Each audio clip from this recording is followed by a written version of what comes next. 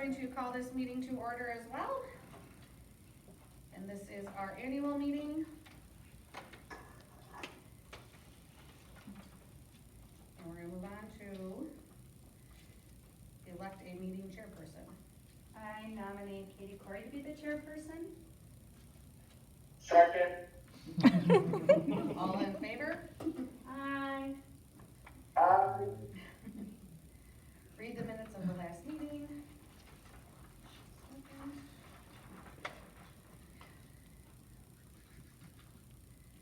We make a motion to waive the minutes. Yes, I will make the motion to waive the reading and approve the minutes of the last annual meeting. And we have a brief presentation. All in favor? Oh, it's okay. Aye. Aye. Aye. Okay, so I'm gonna do a little bit of a, kind of a wrap up of last year's budget year and kind of set the stage for our annual meeting tonight.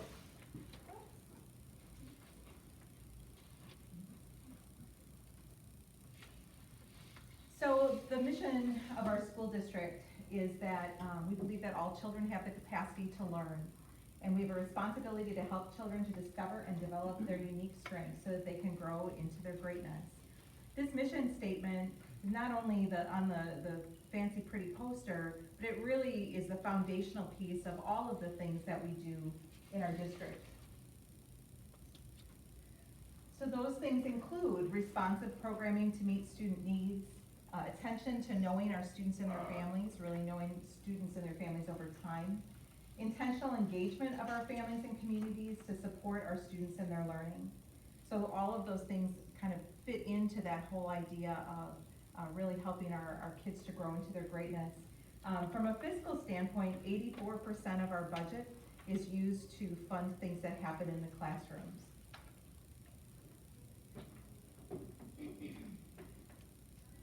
So you can see some similarities also in our vision and our values.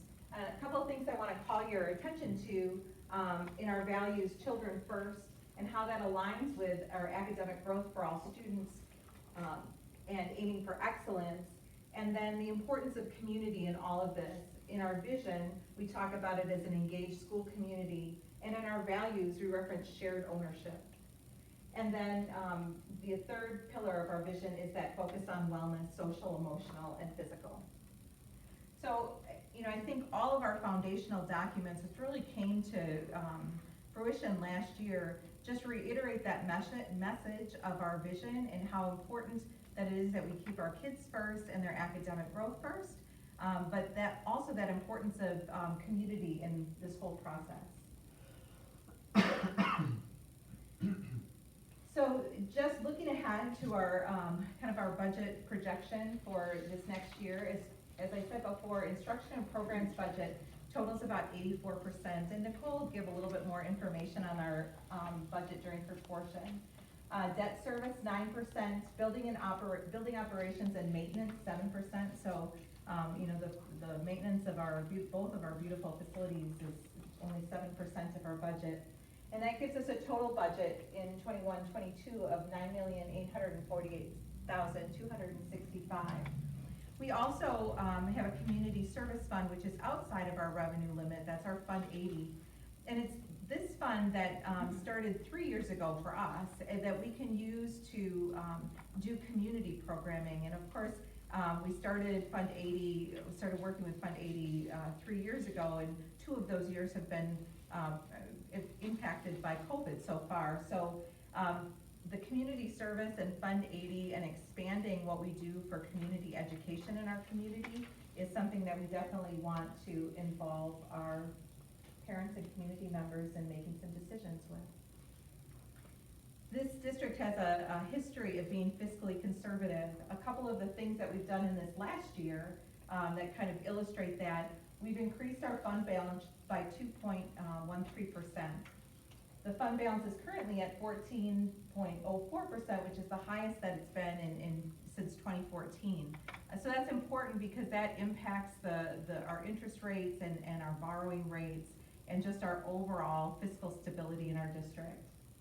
We were able to reduce staff through attrition by 3.1 FTE or full-time employees without impacting learning. So we had some employees that left our district and we condensed services. So we didn't have to lay off teachers, but our staff decreased, which would go along somewhat with our declining student numbers. Yep, a full-time employment, yep. We've continued to make facility improvements such as paint, entrance carpet, a new water heater, and a restructuring of our gym floor through our regular budget. So we've just kind of made it work out and done that maintenance work in our regular budget. And then in 2021, we refinanced debt to take advantage of a lower interest rate and ended up reducing our overall debt by $743,795. So I think really some moves forward and a nice illustration that's current in our fiscal conservancy. Our budget, though, continues to be a little bit of a challenge, mostly because of that impact of declining enrollment. The state funding formula, which determines how much we get for aid as a district, is based on the overall enrollment. And so you can see a couple of figures up here. This is our third Friday count for the last 3 years. So in 2019-2020, the students that were in building or virtual, 522 in 1920, 502 last year, and 483 about this year. And the reason that that number is a little soft is our third Friday count was just on Friday, so we're still doing some tabulation. When we saw this decrease last year from 522 to 502, we really weren't sure if that was indicative of what was to come, or if that was just a blip caused by COVID. And so even though some of our projected numbers did show just some ongoing decline. And if you remember from any of you that have listened to any of the referendum things, declining enrollment is due primarily because we have less students in our community that are coming to our schools. So kids grow up, they go to Badger, and families stay here. So we don't have a lot of available housing that brings new families with younger children that are starting our system into our community. And so the resulting is an overall decline in enrollment. We did have some change in our open enrollment numbers. We have a few more students open enrolled in, and a few more students open enrolled out. However, the differential between the out and the in is less than it's been over the last 3 years, so that's good news for us. And then this final number is the resident students. So if you ever look up enrollment on the DPI sites or you see it on in the newspaper, sometimes you see different numbers for enrollment for the same school district. And that's because our open enrolled out kids, so kids that are living here that go other places, are counted along with our resident kids. And then our open enrolled in kids, which are out there but coming here, get subtracted off the top. So you add these two, subtract this, and that's what you get your 588. So depending on how that's calculated out in the world, as we get further into the school year, there's also some full year factoring on students that are here for all or part of the year that kind of factors into that. So if you are noticing different numbers in enrollment, that's why. But bottom line, we've got declining enrollment all the way through. So that will decrease the amount of state aid that comes into our district and overall decreases the budget that we have to work with. There's been a lot of talk out in the media about the impact of ESSER funds on schools and you know, why are schools so worried about budget because they're getting all of this money through ESSER. And remember that ESSER funds are the funds that were really designated to help schools deal with the impact of COVID, those learning gaps created by COVID. So for our ESSER 2 allocation, we received $245,135, and we divided that out in between 2 years, last year and this year. You can see that the majority of the items on there really are targeted for those ongoing gaps of instruction. Curriculum, supplies, instructional supplies, Sande's reading materials, instructional interventionists, our virtual, all of our summer school work, that was all through CARES 2. Some additional technology, and then we increased our increased our time with our school psychologist also for this upcoming school year. What makes this a little bit tricky is there are some of those expenses that were part of our regular budget that now, because of our declining enrollment, kind of get pushed into the CARES budget. Because many of you may know that our state legislature has decided that instead of doing any kind of increase for funding for schools this year, they want us to use ESSER funds to fill in any gaps that are created by not giving us additional aid to even deal with the changing rates of inflation. So that kind of forces us then to work both things with ESSER. We want to make sure that we're doing things that fill in those learning gaps for students, but we also have to pay some attention to making sure that our budget stays balanced. For ESSER 3, we're slated to get about $600,000. That number is, I think, semi-firm at this point. Our state, as I just said, has decided that that funding will take the place of a normal per pupil increase in our regular budget. And we can spend that all the way up through 2024. Unlike ESSER 1 and 2, or CARES 1 and ESSER 2, the state has also given school districts some parameters that we have to work within to spend out our ESSER 3 funds. So we must develop and post a safe return to in-person learning and a continuity to service plan. You know, with my sassy voice, I would like to say, well, we were in person all last year. But we have to put together a plan that the state wants on and posted. And then also how we're addressing the challenges of COVID in our district this year. We also have to focus on the spending of the money, has to focus on the learning gap created by the pandemic, especially 20% of that money has to be targeted in some really specific activities. And then thirdly, we have to gather local stakeholder feedback on fund utilization. So prior to all of this, starting last spring, the board had committed to do some regular listening sessions and surveys with community members just to gain more input on what you want the direction of the district to be. And our work with ESSER 3 will go right along with that, because there's going to be opportunities for you to kind of weigh in on some of the choices that we're making with those ESSER 3 funds. And not only do we want to do that, we've done that before, but the state is saying that we absolutely have, all districts have to do that as a part of our ESSER 3. So it's a great opportunity for those of you that really want to be involved in some of the school business and school finance to get your hands dirty a little bit and looking at those ESSER 3 funds. There's also going to be some competitive grant money from our state in the areas of summer learning, extended after school, and reading. We don't know any of the details on that, but all three of those are areas that our district certainly could benefit from.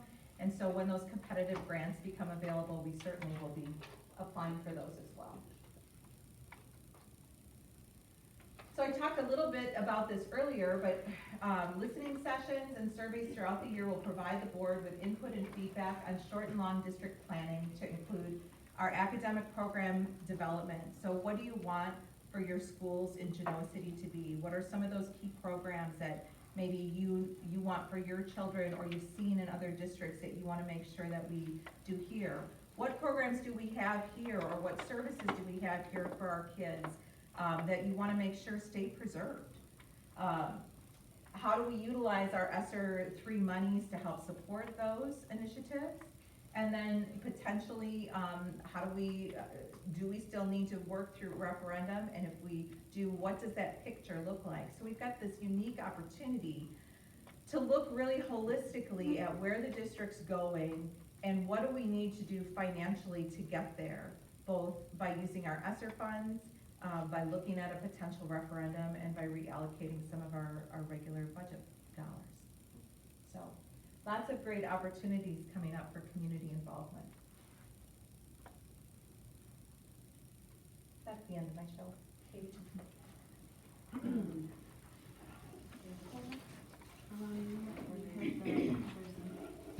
We have the 2020-2021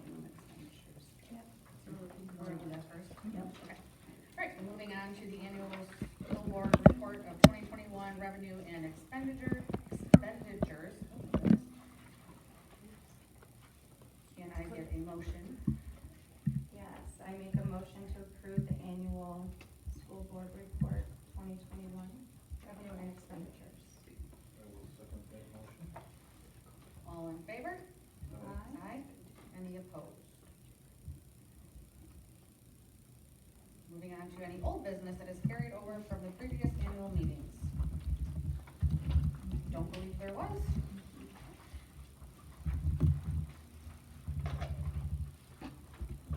Great, then the budget hearing presentation of 2021. So, No, pardon? No, go ahead, sorry. No, you're good. It's only once a year I get. So when you walked in, there were some budget documents on the table. If you didn't pick them up and you wanna grab them, feel free to. If you wanna grab them on your way out, that's fine as well. What I'm gonna do tonight is just kind of give an overview and really looking at what's different from last year to this year. I'm not gonna go through every line because nobody is ready for a nap right now, and it's just not great, it's not entertaining. So as far as, revenues, we anticipate our revenue to be $10,969,849. The notable changes from last year is we're anticipating, a decreased Fund 10 tax levy of 23.8%. And that is, part of that is due to the fact that we received more aid this year than we did in previous years. And that is because with the refinance that we did, helped us to get more aid. So that's a good thing. The thing with the school funding is if the aid increases, the levy decreases. If the aid decreases, the levy increases. So it's not like, there's less money going to the school, it's just coming in a different way. We also have an increase in revenue from Wisconsin school districts, and that's due to our shared service agreement with our school psychologist in Williams Bay. This revenue is not just straight revenue because we have an expense as well, so it kind of, part of it is offsetting expenses. We have a 2.9 decrease in open enrollment revenue, and that is based on projections. Kelly mentioned we just completed our third Friday count, so there's gonna be some variance there, but I think we're pretty close. We have an increase in state aid, like I mentioned, and that's that other portion of the levy decrease, the state aid increase. We have $208,068 in ESSER 2 funds that we have budgeted this year. Our per pupil categorical aid is projected to be down 3.88%, and that's directly because of declining enrollment. We have a small increase in special education aid of 4.2%, and a small increase in special education grants. Part of that is due to some carryover from the previous year, and then we also have some slightly increased allocations. And then we're anticipating about $15,000 more in Medicaid revenue. We can bill Medicaid for some student services, like physical therapy, occupational therapy, if they're Medicaid eligible. So we're seeing an increase in some of those services and some of the eligibility. As far as expenditures, we're looking at approximately $9,797,200. The major change, or the notable changes there, the first one you would notice is probably on the 120,000 line. There's an increase there, but it's not a true increase because I just recoded one teacher and moved that teacher, so it appears that it's more, but it's truly not. We also increased our substitute budget due to COVID and other learning gaps. We increased our budget for Chromebooks, and all of those things are coming from the ESSER 2 funds. So overall, the instructional budget increased 4.28%. And then we have an increase of about $78,000 for our psychological services, but that's the one where we're gonna offset some of that with revenue from Williams Bay. And then we decreased this year's budget for capital projects by 10%. We also increased our open enrollment expense by 6%, again, based on projections, not actual numbers yet. In summary, we are recommending a total tax levy of $3,618,077. The proposed 2021-22 levy divided by the estimated equalized property value, which is about $482 million, which is an 8.5 increase for our community, which is pretty good. State average was 7%. But anyway, when you take that total levy and you divide it by the property value, it creates a mill rate of 7.5% or 7.5.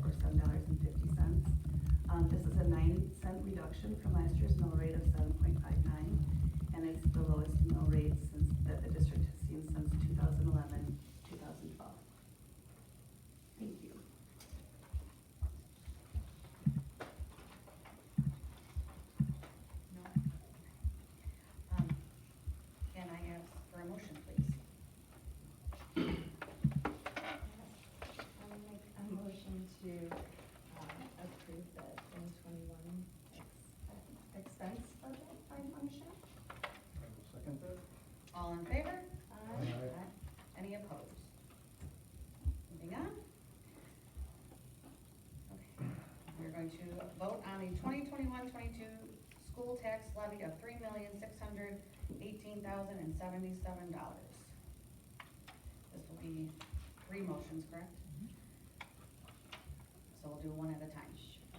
I will make a motion to approve the 2021 general tax levy of $1,489,000. Second. All in favor? Aye. Any opposed? And the second motion? I make the motion to approve the 2021 debt service levy of $2,074,077. Second. All in favor? Aye. Aye. Any, I make the motion to approve the 2021 community service levy of $55,000. Second. all in favor? Aye. Any opposed? We will vote on the annual salary of the school board.